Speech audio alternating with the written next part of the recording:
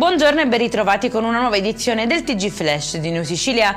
In apertura, stop dell'Italia all'uso della base di Sigonella da parte degli Stati Uniti per voli diretti in Medio Oriente. Il governo ha negato l'autorizzazione per la mancanza di una richiesta formale di coordinamento preventivo. Il piano comunicato quando gli aerei erano già in volo ha fatto scattare il blocco. Tragedia sul lavoro Enna, un operaio di circa 60 anni è deceduto dopo un grave incidente in un cantiere. L'uomo, precipitato da un cestello elevatore, è stato trasportato all'ospedale ma non ce l'ha fatta. Indagini in corso per chiarire la dinamica e verificare eventuali responsabilità.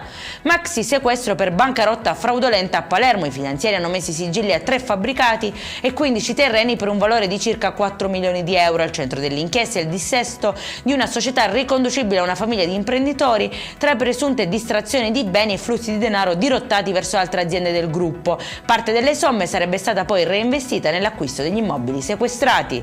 Sgomberata l'ex palestra di Piazza Lupo a Catania, da tempo occupata. L'immobile di proprietà comunale sarà demolito per lasciare spazio a una nuova piazza con aree verdi, un intervento che segna l'avvio della riqualificazione della zona. È in chiusura il record di longevità a Geraci Siculo, nel cuore delle Madonie, dove su un poco più di 1600 abitanti si contano 56 over 90 e 2 centenari. Numeri sorprendenti che raccontano una comunità in cui l'età non è un limite, ma una testimonianza di vita vissuta tra alimentazione sana, abitudini semplici e legami autentici. Per questa edizione è tutto, prossimo appuntamento alle 19:30, buona giornata.